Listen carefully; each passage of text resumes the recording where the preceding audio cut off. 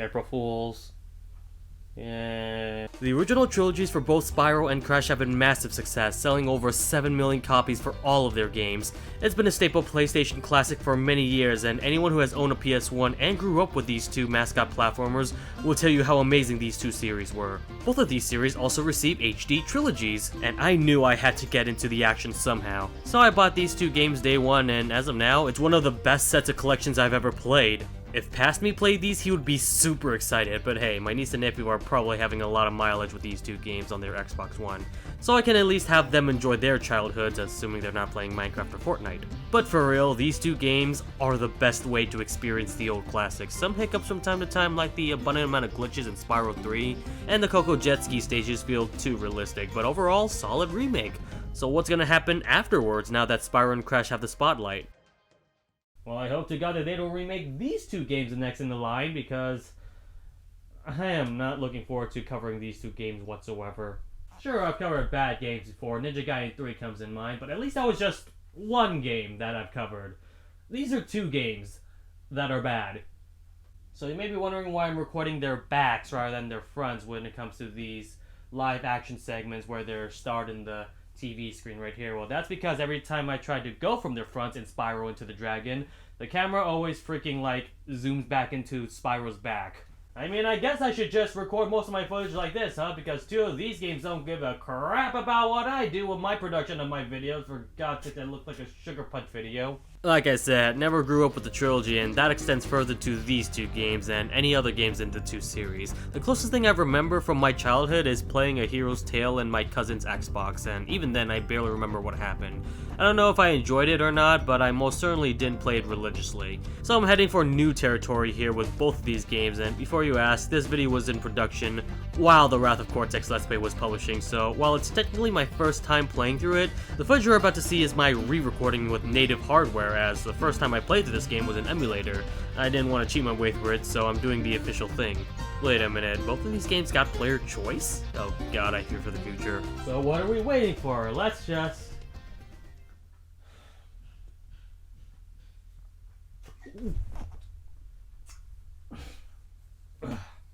This is Crash Bandicoot Wrath of Cortex versus Spyro Enter the Dragonfly. Goddamn, wow, those really went inside my nose.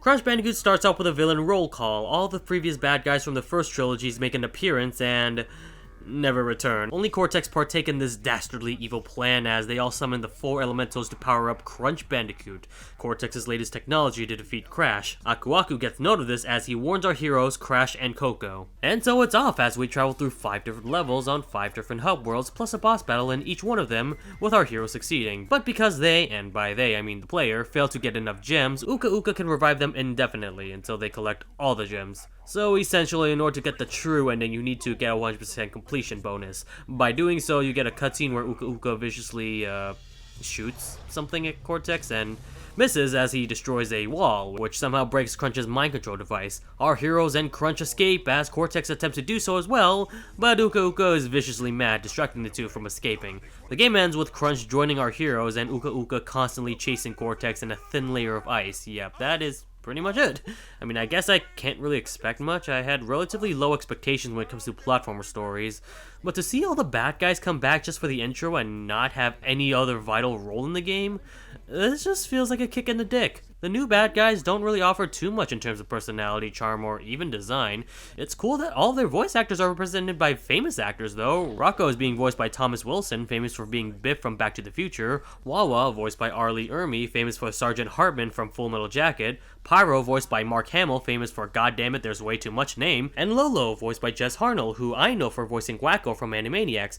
But as cool as that is, and as amazing as the voice talents are, it doesn't save the fact that these masks are just completely forgettable. The true ending, well, I guess gives us a better resolution than the bad ending, feels really rushed. It just shows Aku Aku's incompetence and our heroes didn't really evolve throughout the game. Still, it's nothing too offensive. Unlike Spyro Enter the Dragonfly, I'm pretty sure you know which one I feel the most vitriol over. Alright, let's jump into it. Enter the Dragonfly starts off with Hunter having a stroke. Okay. Our heroes celebrate with a get-together party when all of a sudden Ripto and his 2 pets return for vengeance. How he managed to survive from his death is never explained, but Ripto plans on kidnapping all the dragonflies in order for dragons to be powerless, so it's up for our heroes, and by our heroes I mean just Spyro, to defeat him once again and save them all. During the middle of our journey, we for some reason get a cutscene where Ripto appears to have escaped from death and prepares himself alongside his goons to face against Spyro. This cutscene plays halfway through the game for some reason. Huh. As we continue to rescue the dragonflies, we face our first encounter with Ripto. We beat him, and then we face him off again after rescuing more dragonflies. And then after rescuing all the dragonflies, we face him for a 3rd time. Okay, what the hell is this? We don't even get to face off his minions, it's just Ripto 3 times in a row? The battle doesn't even change. Every time you fight him, you just do the same thing. Just flame him during the bubbles and ice him during the fire shields.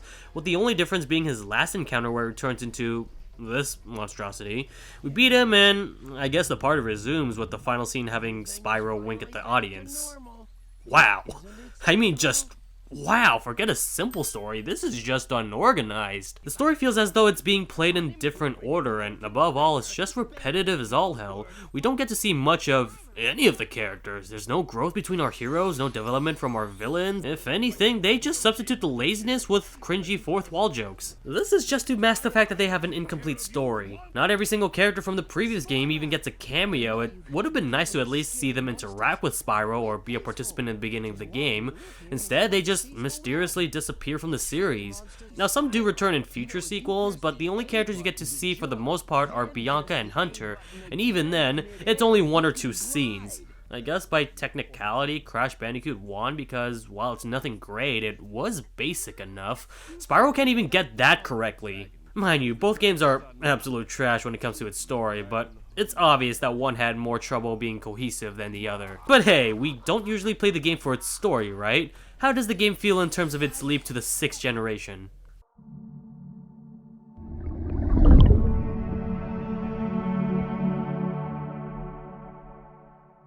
Crash Bandicoot is a linear 3D platformer, but he also has some other gameplay levels. For the most part, his basic platforming level controls are noticeably poor. I don't think he controls as great as his trilogy. He's a lot more slower and floatier. Now, by the end of the game, he does have a run button, which makes him feel a lot more better, but you unlock this near the end of the game, so it's only there to replay through the levels. And unfortunately, none of the game's levels really stick out in my mind. There are some cool things like this one part where Crash turns into a skeleton when he goes through this x-ray machines, or during this chase sequence, the camera's aligned nicely to the player so that when you see the boxes or nitro, it's quick enough to notify the player what to expect. But unfortunately, a lot of the game drags down into basic platforming or very slow moving. There's a sneak ability where you hold the Z button in order to not disrupt nitro boxes, but these are very situational, and the Aku Aku masks don't even get you that much of a speed boost. It's heavily nerfed, and they're usually placed in the most lamest spots. Although I do like this one section where there's 3 Aku Aku boxes with a bunch of nitros. That looks really cool. When you're not platforming, you're most likely dealing with a bunch of these gimmick stages. The Super Monkey Ball contraption is super slippery. The camera is always in this isometric view and it's super linear. Not a whole lot of exploration when it comes to these levels, it's purely straightforward. Same goes for these underwater stages where you get to pilot either this jet-looking contraption or a gigantic submarine.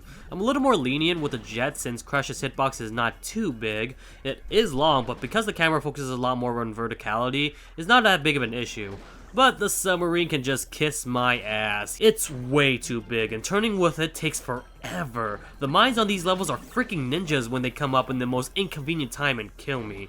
These flying levels are actually not that bad. They don't control perfectly, but they are relatively fun. I do wish that there were more maneuverability options for the plane, since most of them I feel are impossible to fly through without getting hit, and for some reason, every time I'm near an obstacle, I keep hearing this thud sound effect. Yeah, that ain't annoying at all. Much like these driving levels, which from memory I can only think of one. There may be more when you attempt the true ending, but I didn't bother with that. But yeah, these suck too. They're too slippery and trying to go for all the boxes are a pain. This robot mech also sucks. The projectile button isn't the same as the projectile button when you're on foot. You can't fully jump until you let go of the jump button. It's as if the game has analog buttons, except the jump button is on a digital one. Targeting is absolutely annoying. There's no way to properly aim this consistently. This minecart level only appears on one stage. It controls perfectly fine, but it's a huge missed opportunity. And Coco? is actually pretty fun. She's unfortunately limiting compared to her brother, but the level is designed well with her in mind. She's not as fun as Crash though. There are some limitations that halt her from being a blast to play through, like the lack of a double jump or the wasted potential of this kick attack. If we go through the boss battles, I can easily rapid fire them with 2 words: bad and boring. The first battle with Rocco has you playing on this hamster ball again, and if you thought I hated these types of stages, it gets worse with this battle. You touch the rocks to make sure they're blue, but the camera angle is so piss poor. There are times I can't even tell if I'm on the same plane as the rocks or not, and sometimes speeding past it makes you lose more time to get back to it, and sometimes the rocks go way too fast than your own ball. I think it's due to the physics of the rocks and the hamster ball and how they're programmed to be super bouncy. It just makes the battle a lot more of a grind. Wawa is easily the worst battle. It's super difficult with the hit detection between each attack lining up to Crash's hitbox. I swear to god, most of these attacks are way bigger than they appear to be, and on top of that, the platform sinks, meaning you had to rush your ass to beat him. Ducking doesn't seem to help you at all sometimes. You still get hit even when you actually attempt to dodge. Pyro is pretty easy. You just avoid his attacks and attack back once you get to the mech, and Lolo is probably the best one, but only decent at best. I wish that the hit detection actually tells you if you're hitting him or not, but once you know what to do, I guess you'll get the hang of it. It's also one of the only flying stages where defensive options are actually implemented. Overall, the game feels really disappointing. When the game is good, it's only decent, and when it sucks, it really sucks. I can see some glimmers of hope, but unfortunately a lot of its negatives constantly overshadow them. But even after all that mayhem, it's not as bad as Spyro Enter the Dragonfly. Where at least with Crash I had some fun with it, Spyro was a constant chore to deal with. The main goal is to collect the dragonflies in order to rescue them from Ripto's rage, but it seems as though they don't want to be saved as they keep running away. You attack them using your bubble blowing breath, and not only do they move like a pimp named Slipback's prostitute on crack, but your hit detection is completely unclear. There are times where I clearly hit them, but the game doesn't register it. The bubble breath is bad, and its only purpose is to rescue the dragonflies. Breaths in the games are really situational as well. After you get the lightning breath, you can pretty much ignore the fire breath as it's just a weaker version.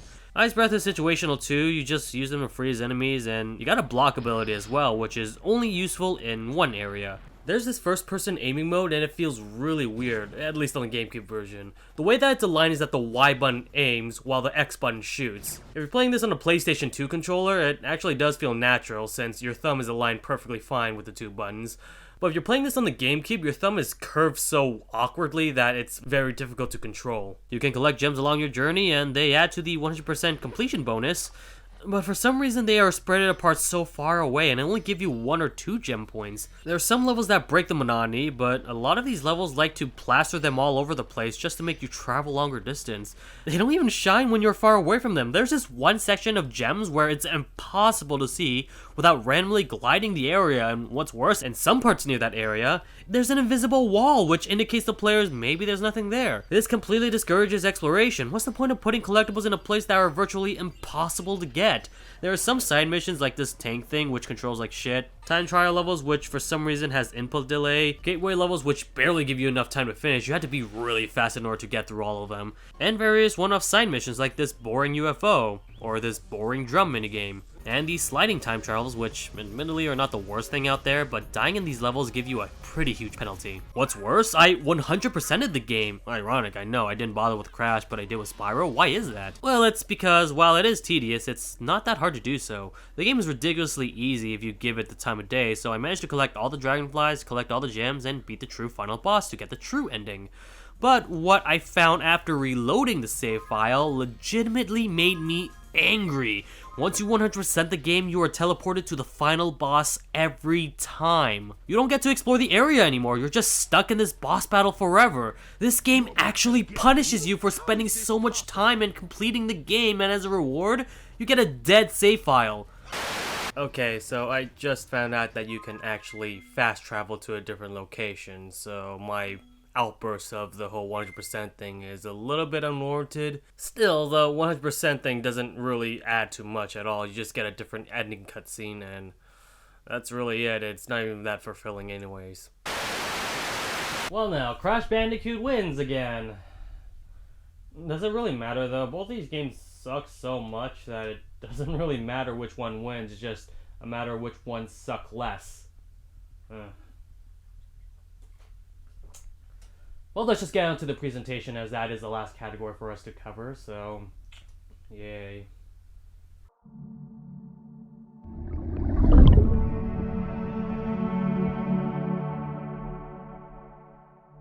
Well, if you want to compare the graphics of both of these games to its predecessors, then yeah, you can tell that there's a slight improvement. However, I can't say for sure that this is utilizing GameCube's full potential. The polygons on most of these characters feel a little too simple. It's like an HD N64 game, except the game's not even in progressive scan. The most detail you can see are from all the mask designs, that includes Aku Aku and Uka Uka, but otherwise, every other character seems bland looking.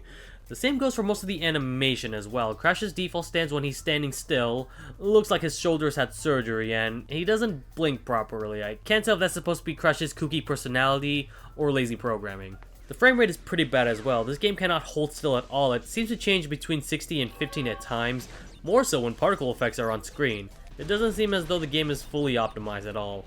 I'd like to point out that most of the issues are because I'm playing on the GameCube version, but similar issues can be said for the PlayStation 2 version as well. In particular, the loading screens are really long. I haven't seen much of the Xbox version, but I've heard it's the best version out of the three. I don't know if I got unlucky or not, but the game did crash on me twice. Once where the game froze as soon as I finished the level, and one where I had an infinite loading screen. This might add more to the poor optimization of the game, though it could also be the fact that the disc looks pretty scratched up. But while crash fluctuates between 60 and below 30, Spyro can't even hit 30 frames per second. Every level seems to chug so badly and the game runs slower than my grandma on Quaaludes. Character models aren't any better, they legit look even worse than Crash. Spyro looks decent enough, but Hunter looks like he's high, Bianca looks like she doesn't care about life, and Ripto, good god, his mouth is ginormous. Every time he talks, his mouth extends constantly and it looks like he's about to eat Spyro. Textures are of low quality, the loading screens are long as hell every time you enter and exit a level, and glitches are aplenty. I'm not even trying to do most of these on purpose. For some reason there are times where hit collision is so bad, I stand in the air. Sometimes levels won't load properly, some of the voice dialogues don't match up with the subtitles. I told you I could handle it. I wasn't born in the backcountry, you know. Spyro would always exclaim the name of each dragonfly he rescues, and on top of it being annoying, sometimes he says the name wrong. Hey, it's Russell Tim! Hey, it's Margaret! Hey, it's Karen! Sparks' voice acting, without subtitles you'll never understand what he's saying, and sometimes they don't even provide subtitles at all. But the biggest offense is in this section of the programming where, for some reason, Sparks' voice completely changed into Spyro's voice. The dialogue doesn't even match up to the context of the conversation. How the hell did they screw up the voice acting so badly here? Yeah, tell me about it. Hi! Imagine if my voice changed in the middle of this video. Wouldn't it catch you off guard? Don't lie, I know it would. This game is buggy as all hell, and I did even capture most of what's wrong. From the footage I can find online, the water collision can make you swim in air, you can clip between objects to the point where you can even beat the final boss and skip the game entirely. The credits also look unfinished, like Sparks is sparking in place and Spyro has this facial expression that looks like someone shoved a dildo up his ass. Oh, and he's completely frozen. Why did they do this? How is it possible that both of these games suck so badly? Is there legitimately anything that's... Actually, the soundtrack's pretty damn good. While the game musics are not as good as their original trilogies, they are still pretty good. One issue I do have is that they loop improperly, but otherwise, Crash has the crazy fun factor and Spyro has that smooth pop motif. But even so, overall, I don't recommend playing either one of these games. Crash Bandicoot does win overall, but it's only because it sucks less compared to Spyro. Spyro just has all the glitches, the unpolished development, and the boring gameplay. It's unfortunate what happened to these two series after the PlayStation 1 era. Well, knowing the fate of when Nintendo would acquire two PlayStation juggernauts was an ultimate disappointment. I really should have seen the date coming. April Fool's Day is a real bitch, you know, but... You know, on the bright side, it could be worse. At least it wasn't an out-of-season Halloween special or anything.